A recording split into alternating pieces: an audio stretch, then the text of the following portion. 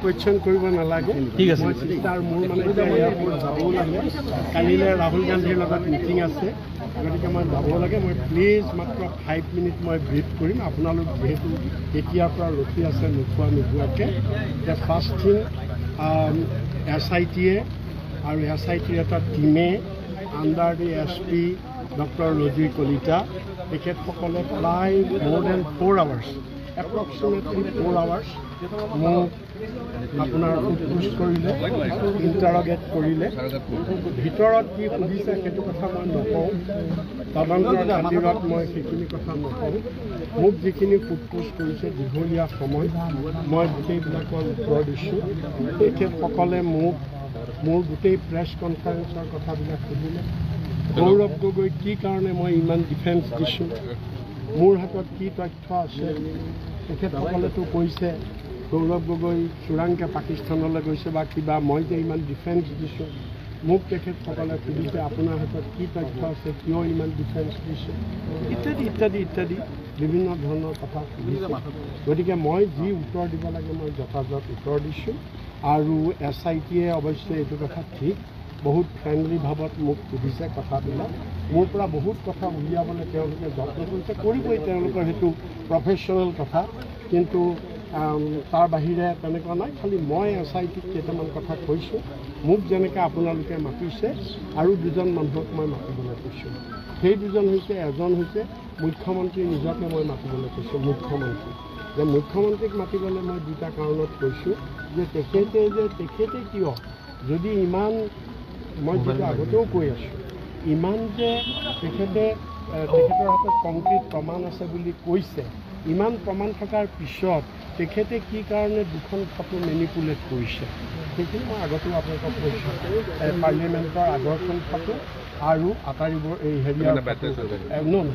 এম্বেচিত discussion হয় গতিকে সেইটো মই কৈছোঁ তেখেতক মাতিব লাগে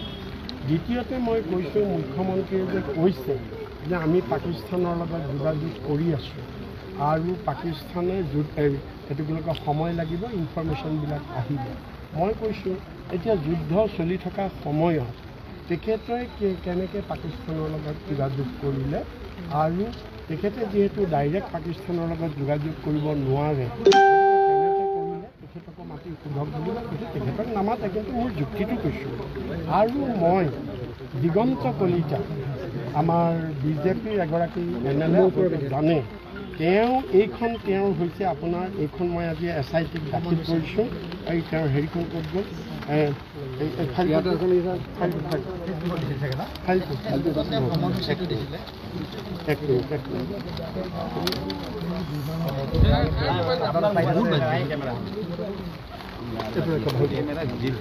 এইখন গোটেইখন দিগন্ত কলিতাই এইখন ফেচবুক দিছিলে দিগন্ত কলিতাই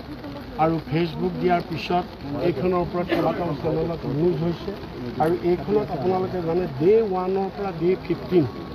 15 দিন গৌৰৱ গগৈ পাকিস্তানত ক'ত কেনেকৈ আছিল গোটেই তথ্য এখেতে দিছে কেনেকৈ ফ্লাইটেৰে গৈ কৰাচীত নামিছিল কোন মেৰিয়েট হোটেলত আছিলে তাৰ লগত ডিনাৰ কৰিছিল কোন মৌলানাৰ লগত লগ পাইছিল ইত্যাদি ইত্যাদি ইত্যাদি বিভিন্ন ধৰণৰ কথা এইখনত আছে মই SITক আজি কৈছোঁ যে এইখনৰ পৰা এনেকুৱা লাগে যেন দিগন্ত কলিতাও গৌৰৱ গগৈৰ লগতেই গৈছিল নেকি লগত নগ'লেতো তেওঁ ইমানবিলাক কথা ক'ব নোৱাৰে নহয় আৰু পিছত মই জুকিয়াই চালোঁ 13 চনত গৌৰৱ গগৈ গৈছিলে 13 চনততো দিগন্ত কলিতা আমাৰ কংগ্ৰেছতে আছিলে গতিকে তেতিয়াতো গৌৰৱ গগৈৰ বন্ধু আছিলে হয়তো দিগন্ত কলিতাও লগত গৈছিলে আমাৰ হেৰিয়াৰ মুখ্যমন্ত্ৰীৰ লগত কি আমাৰ গৌৰৱ গগৈৰ লগত গতিকে দিগন্ত কলিতাক সেইকাৰণে মাতিব লাগে কাৰণ তেওঁ লগত নাথাকিলে এনেকৈ ক'ব নোৱাৰে লগত যদি নাথাকে এনেকৈ কোনটো দিনত কেতিয়া ব্ৰেকফাষ্ট কেতিয়া গ'ল কোন জেগাত গ'ল এটাকে এইখনটো ওলাইছে তথাপি মই এতিয়া আখৰ সৰু মই গোটেইটো প্ৰথম দিনাখনতো মই কৈছোঁ তেওঁ লিখিছে যে ইয়াৰ পৰা গৈ কৰাচীত নামিলে মেৰিয়েট হোটেলত উঠিলে তাত ৰাতি থাকিলে কোনোবা এজন মানুহৰ নাম দিছে তেওঁলোকে ডিনাৰ কৰিলে বাটত যাওঁতে কোনোবা এজন মৌলানাৰ লগত কথা পাতিছে এনেকুৱা বিভিন্ন প্ৰত্যক্ষ আছে গতিকে ডেফিনেটলি দিগন্ত কলিতাৰ লগত থাকিব লাগিব নাথাকিলেতো ইমান ক'ব নোৱাৰে নহয় গতিকে মই সেইকাৰণে কৈছোঁ SIT যদি দিগন্ত কলিতাক মাতে এতিয়া আপোনালোকে চব খবৰ পাব গোটেই খবৰটো পাব মই সেইটোৱে তেখেতসকলক ৰিকুৱেষ্ট কৰিছোঁ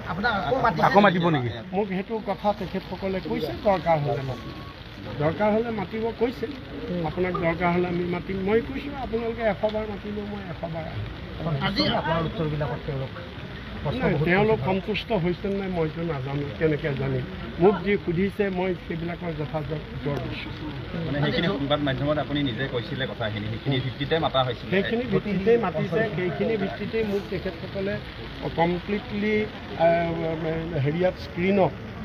স্ক্ৰীণত তেখেতে দেখুৱাই এটা এটাকৈ সুধিছে আপুনি এইটো কথা কৈছিলে এইটো কি তথ্য আছে আপোনাৰ আপুনি এইটো কৈছিলে আপুনি কেনেকৈ ক'লে আপুনি কেনেকৈ জানিলে ইত্যাদি ইত্যাদি গৌৰৱ গগৈ যে পাকিস্তানলৈ নাই যোৱা আপুনি কেনেকৈ কৈ আছে আপুনি কি প্ৰমাণ আছে আপোনাৰ হাতত নাই যোৱা আমাৰ হাতত প্ৰমাণ আছে মই ক'লোঁ কি আপোনালোকৰ হাতত কি প্ৰমাণ আছে আমি এনেকুৱা ধৰণে মানে বিভিন্ন ধৰণে তেওঁলোকে মানে মোক হেৰিও কৰিব চাইছে ব্যতিব্যস্তও কৰিব চাইছে মোক পাজুলত পেলাবও চাইছে কিন্তু তেখেতসকলে সেইটো তেখেতসকলৰ প্ৰফেশ্যনেল টেকটিক্স মই কৰিম কেলৈ নকৰিম আমি এটা আমাৰ দেশৰ নাগৰিক আমি আইন কংগ্ৰেছ দল আমি সদায় আইনক সন্মান কৰোঁ আমি কংগ্ৰেছ দলে গতিকে আইনক আমি সন্মান কৰিম আকৌ তেখেতসকলে যদি মোক মাতে মই ডেফিনেটলি ঠিক আছে